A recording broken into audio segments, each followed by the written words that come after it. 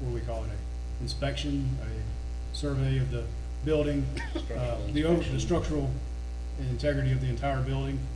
If that comes back clean, then we're advocating proceeding with the project. If there is some structural damage or the building appears to be in overall disrepair, then we're gonna have a different conversation. But at this time, there's nothing to indicate that it won't pass the structural test. It's just before we spend $90,000 on the courtroom, only to find out that the rest of the building is about to collapse. We want to do our due diligence, but because of the timing of the court.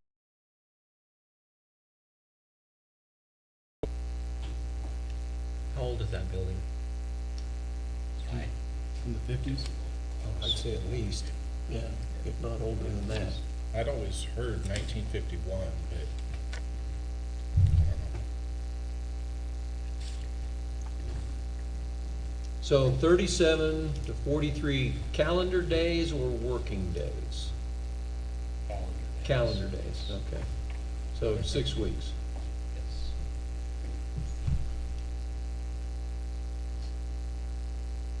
Well, I like the fact that it's paid for without tax dollars. That's always a good thing. So give us an overall, what you're gonna upgrade, Kim? I'll let Gary Or handle Gary. it since. Okay. Basically, take out the carpet, new carpet, replace ceiling tiles, convert all the lighting to LED. And this is including the old chambers room, the hallway, and then the little pre-trial room back behind it. It's the whole wing, basically. And it's all new lighting, new ceiling tiles, new carpet, new trim. And then wainscoting in the courtroom, entire perimeter, a wood accent panel wall on the back of the judge, a new constructed bench that will match the wainscoting around the wall, a dividing wall with 2 gates that separates the audience from the attorneys. I think that's, we're gonna move a wall. Right now, there's on the back wall of what used to be the commission, there's a purple cabinet, and it's inset in a wall. And we're gonna bring that wall, square it off, and that also squares off the pre-trial room, and so that they can have a better use of the room for the pre-trial room. And I know that room's not set up to be a courtroom at all. With that, it's where the commission met, so there's a curved place in there with a whole bunch of chairs, and I think setting it up as a courtroom probably work better. Furniture, anything like that? Chairs, whatnot? The original price was where the 2 attorneys sit. They already had desks, and we were just gonna resurface the countertop on the desk, get rid of the purple. I think her and Jason were going to perhaps price, because the countertops came back pretty high, they were like $6,000 a piece. So I think they were gonna price and do a little research just to see if they could find a whole desk Right. for cheaper than that. Yeah. That would be the only Okay. furniture other than rebuilding the bench. Yeah, and then they will run, kind of like what we did at the new commission chambers in the rec. They're gonna have outlets in the floor, and then Tim Lunsford will have his IT connections in the floor as well. And the TV's gonna be hardwired so that you can do your Zoom and drug court and have an easy connection to the TV. Well, it's been a long time coming. I was HR director back when you guys were promised that remodel, so it's been a long time. It's needed. I think that's all. And we did look at the tables, and they were a little bit pricey on this, but we did look at them, and it looked like maybe one table was like 2,500, 2,000, 2,500. We felt like we could maybe get three new ones, one for the back room where the commission chambers were before, which we use for our pretrial room, which we're hoping to use as a meeting room too. If we can expand that room a little bit, we can fit more people in there. But, so I think we can cut that cost down, so. And have brand new tables instead of redoing the tops of old tables that have been in there for 30 years.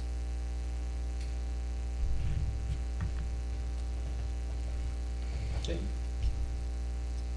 I'll make a motion that we approve the quote from Legit Construction for the municipal courtroom remodel in the amount of $91,649.22 to be funded from the remodeling funds balance in the amount of $28,932.22, and the remainder balance of $62,717 to be funded from the municipal court diversion account. Subject to an integrity test by the engineering firm. Right? Yes. Right. And that's the Yes. motion. All right, thank you. Second. Okay, we have a motion and a second. Any further discussion or questions for Kim and Gary? Okay, all those in favor? Okay, thank you very much. Thank you. Okay, item number 15, Tyler Technologies annual maintenance fees. And since I'm up here, I can go ahead, but I would just ask that you approve the invoice from Tyler Technologies in the amount of $13,571.25. This is the annual maintenance fee that runs from September 1st, 22 to August 31st of 23. It includes the content manager, the utilities cashiering, and the municipal justice fees, and all the other features. So I would just ask you to approve this invoice. This is a, this is a budgeted item, but because it exceeds the spending threshold for staff.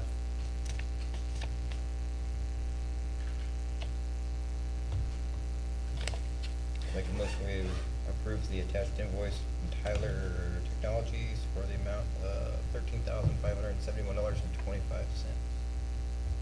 And where it's coming from. Data processing. Yes.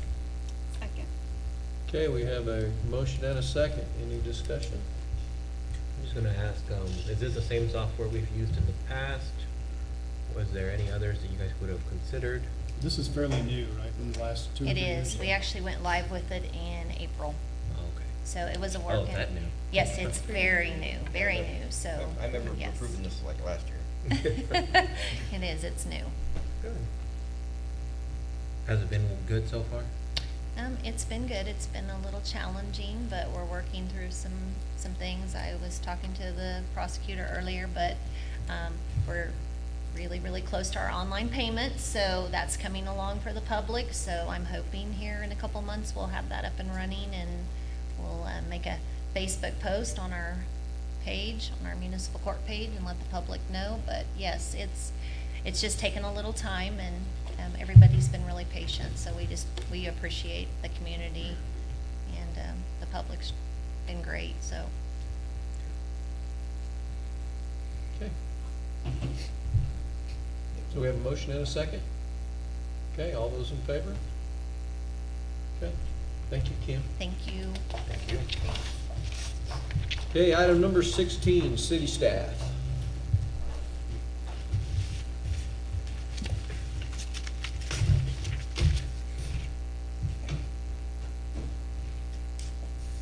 Good evening. Jacob Hampton, I'm a patrol sergeant with the Louisville Police Department. I'm also one of our peer support advocates. We're asking permission to send 2 of our other officers to a peer support training. It's a 40-hour basic training, to be August 22nd through 26th in Eudora, Kansas, at a cost of $400 an officer. The peer support program is a vital program for our department. I've been an advocate since 2018, and what it does is it offers our officers a chance to speak with somebody who knows what they've gone through, knows what they're going through, without worrying about being judged for their feelings. Their conversations with me are confidential. I also am able to get them in contact with a licensed therapist if it needs to go that far.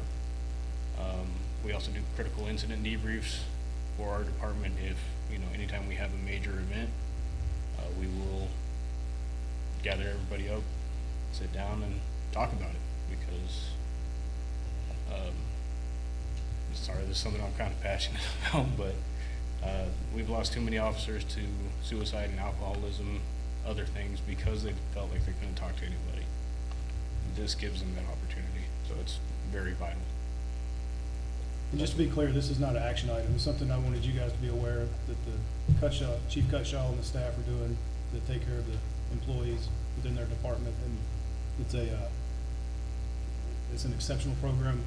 And I think it's even better because it's done internally. It's much easier a lot of times to talk to the guy or gal that you're beside every day than a stranger, so. Right now, there's only 2 of us, and as we promote, other officers of lower rank tend not to want to talk to people that are, the other one is Captain Olson, I'm a sergeant, so we're trying to get some of our lower ranking officers into this too, so our other guys can feel more comfortable with them. Unless you guys have No, any it sounds like a questions. fantastic program. Good to know. All right. Thank you. Thank you. Thank you.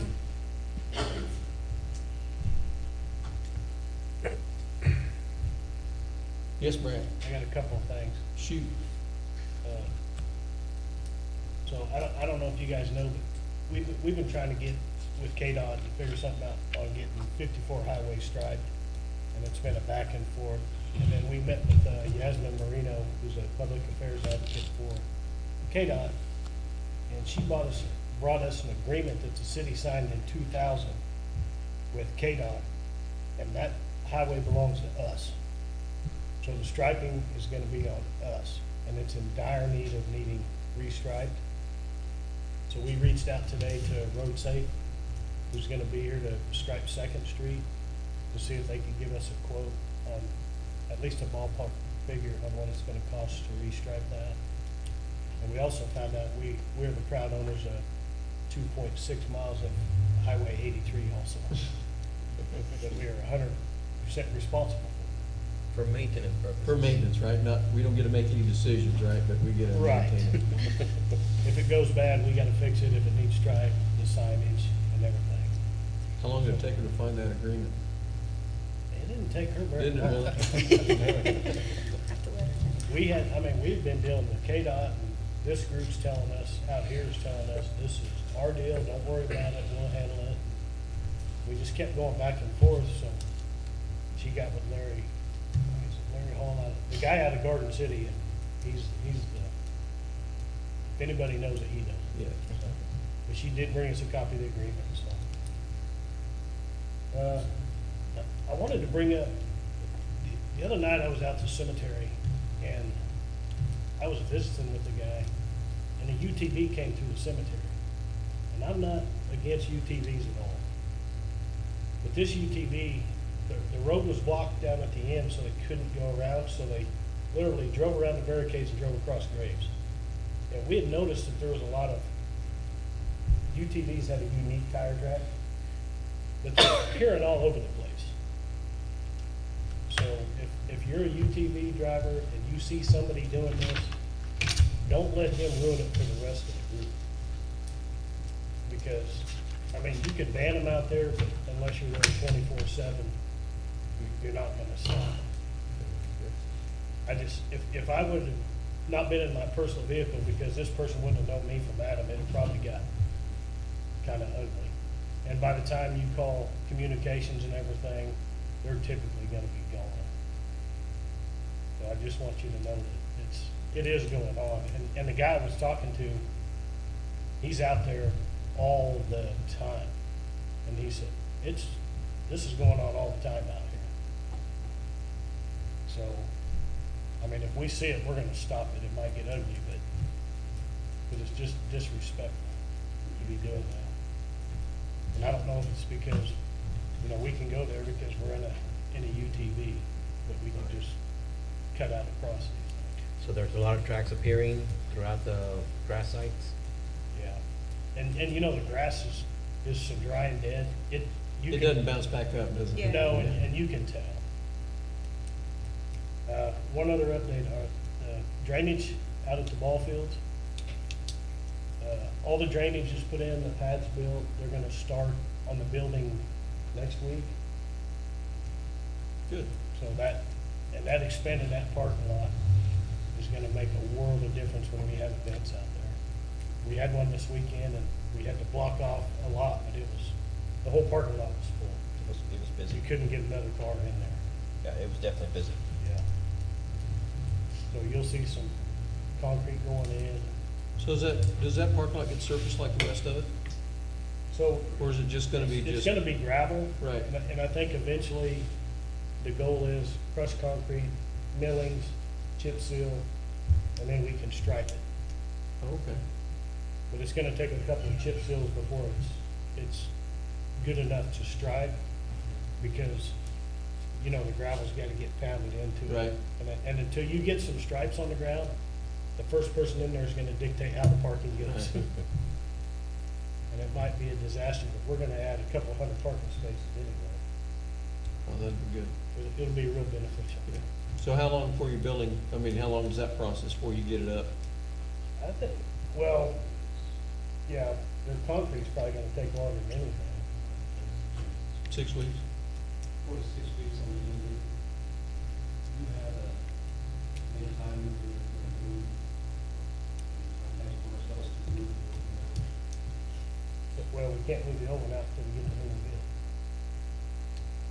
But the street department is gonna pour a pad at the park shop. We're gonna take the old shop, Marcellus is gonna move the old shop from out there to the park shop, and it's gonna be like our beautification building.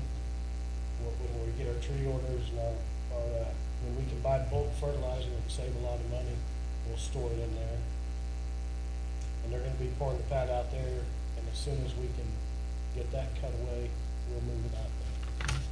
So probably this fall Oh, yeah. sometime? Because as soon as they get done, we're gonna shuffle everything over and move them. Yeah. That'll be great. That'll make that place look 1,000% And better. you're gonna get all that garbage up there. Yeah. Will be inside a building. That's good.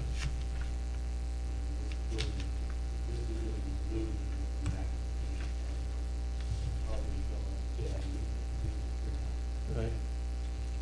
Another thing will just be one huge from softball over by the soccer fields all the way around to dang near Highway 83.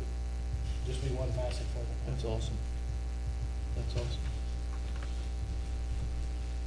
Any other city staff? Chris? A couple of updates. Recreation, this past weekend, they had I think it was a 12U or 7U. 10U, 14U, and 18U. Okay. But anyway, you know, I don't have the final numbers yet, but driving by, I know there was a lot of vehicles there. It was really hot this weekend, but it looked like it was really well attended, and, you know, so, you know, with that, I know there was a lot of out-of-town people that came to play. So hopefully they spent some time in Liberal, and, you know, hopefully supported our businesses and so on. And then this Saturday, the rec department's having a splash and dash. I'm not sure if they're taking signups yet, but, or if they've cut that off, but I'm sure you're all welcome to join in if you'd like to, but, and then we have our Caitlin Assault coming up on August the 13th.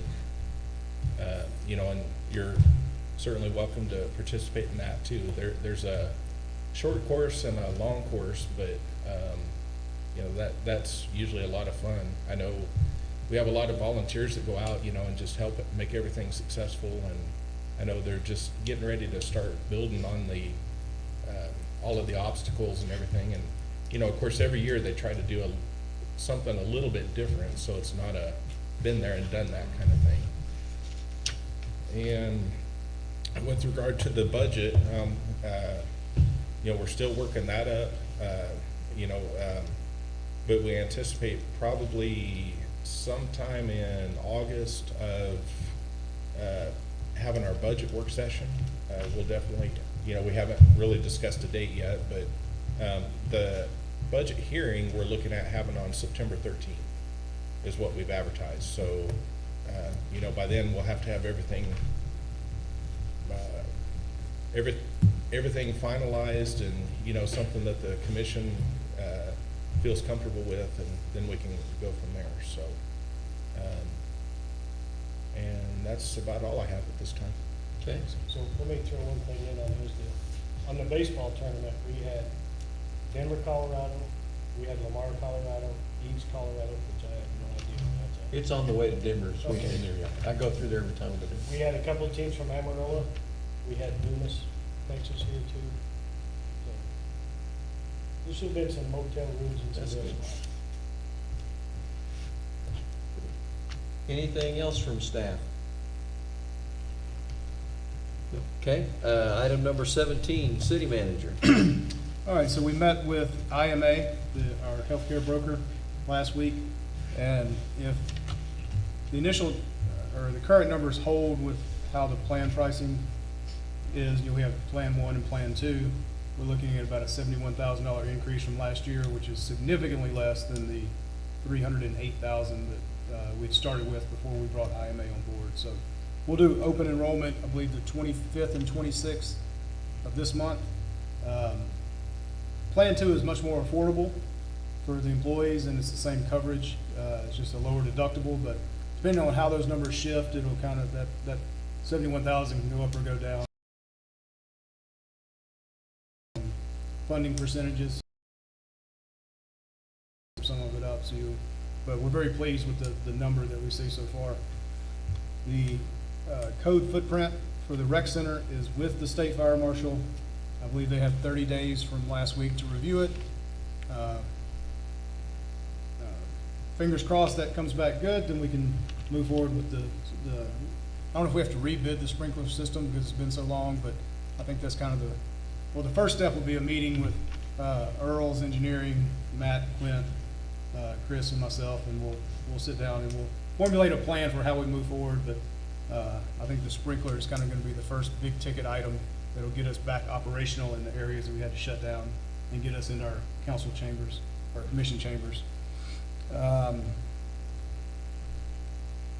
We still are looking to a date for the public open house for the wastewater treatment plant. I know you guys got to go through, but I'd still like to do that before school starts. But more to follow. We'll get you, when we come up with a hard date on that.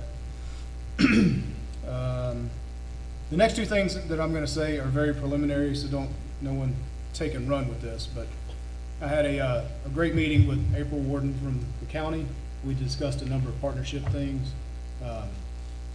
One thing, and I've also discussed it with President Bennett at the college and Dr. Carter today at the district, but finding some efficiencies that we can all work together on. One thing is the chip seal, buying a much bigger volume than just us individual taxing entities buying it on our own. We have talked, this is one that is way premature, but we have, both the county and the city have issues establishing quorums for the planning and zoning commissions. So we had initial talks about the potential to merge those two boards. Now, Keith would still present all of our stuff to the board, and it'd be his responsibility to explain our standards. Same thing with the county. It would just be, especially since we have trouble filling our seats, they're having trouble, especially getting quorums during harvest. The more people that we can get on there, the more likely we are to be able to be more responsive to the customers. Just letting you know, if you show up this month and we don't have a quorum, you gotta wait out another 30 days before that body meets again. And so from some of the developers and some of the other folks, it's really a hindrance to them sometimes. So very early in that discussion, but I was really, really pleased with the discussion that I had with President Bennett and Dr. Carter and April on a lot of collaboration things that we have going. And then lastly, since we last met, Chris celebrated his 20-year work anniversary with the City of Liberal, and Karen her 15-year anniversary with the city. So they'll get recognized on schedule, but I just wanted to make sure I brought that to the attention. And finally, for those who don't know, we want to offer our condolences to the Warren family as Ron's father passed away last week. So that is it, Mr. Mayor, unless there are any questions of me. Okay, thanks, Rusty. Item number 18, items from commissioners, since Ron is absent tonight, obviously. You're up, Jose. I'll just touch on all the things we talked today. I'm just excited to see that we're working together, both to move forward and simplify a lot of processes, to look at inadequacies, including, the structural integrity of the court and police department. So I think we're doing a great job, our city staff, our city manager, in getting everything going and being more proactive for the city, for clients, for everybody who wants to be here. And then the cooperation between the entities, that was something I harped on, that we had to work together so much, so thank you for getting to work with the other administrators. And as soon as we get somebody picked at the hospital, I'll make sure that that person is also talking with you guys. Should be by September, so we'll see. We'll see how that goes. That's all I have for now. Thank you. Jeanette? I just want to give credit to the county and city fire department. I was out there, they were at a large fire for Dr. Flores, and they literally saved his life. And I think when you see them in action, it kind of just impacts you more on how hard they work. And so I just want to show my true appreciation for them. And another conversation that I'd like to get started and just kind of start looking into it is more accessibility to our soccer fields and having soccer tournaments. I know I have to take my son all the way to Wichita, and I've just been hearing a lot from the community that that's a big interest here, and I honestly think that that could have a big economic impact for the city of LeBron. So just want to start planting those seeds and getting those conversations started. So about a month ago, we sat down with Nick Rotolo, the sport tourism director, and I told him that I wanted Liberal to be the soccer capital of Southwest Kansas. And, they put out a flyer about the adult league soccer. I saw it yesterday. So we do have some momentum building in that arena. But we actually agree with you about soccer in Liberal. There's a lot of kids that even went out to a camp all the way to Kansas City, and so I just think if we hosted something here locally, we would definitely be able to attract a large crowd. We concur. Chris? That's it. Mine? I'd like to thank all the city staff. They're doing a great job. It's hot outside. I know it. I've been out there working it all day long, and you're going, I've watched the guys go by on their mower, and I'm all like going, I'm glad I'm not you today. So, but everything always looks good in this place. Town always looks great. Parks they're still green, which is better than I'm doing at the hospital. So they won't let me turn the water on anymore, so brown grass it is. But, one of the problems we do have in town, like everybody's saying, is dogs at large, cats at large. Police people, keep your animals locked up, do what you can. Go collect your animal from the animal shelter when you can. Adopt. What else can you say? That's a big issue going on right here in this town. And you drive around this town, you'll notice it's a big issue, because if you're on the Facebook page for the animal control, there's so many dogs that are so cute on there. I'd take them all home, but there is an ordinance. You're only allowed to have so many. So, and I'm at that number. That's all I got. Okay. Well, I'd like to offer my condolences to Ron and his family, and that's a big loss. And Dawn was a big part of this community for a lot of years, so condolences to them on their loss. We didn't introduce him, but I'd like to thank Levi Williams, who has and is going to make a significant investment here in opening a microbrewery here in town, showing faith in our community, and I'm excited about what we did tonight. Not just for him, but I think that's going to make downtown. Our goal is to make that a destination, and maybe this is step one in that direction. But I'm excited about that. I want to thank you for what I do in advance, for what you're going to do. So, and again, always thank you, staff. I know how hard you work and how little thanks you get. So, I just want to say I appreciate everything you do. And that's all I have. Item number 19 is the vouchers. Make a motion, we approve the vouchers for $1,392,550.59. I'll second. Okay, we have a motion and a second. Any discussion, any questions? Okay, all those in favor? Okay, thank you very much. We are adjourned.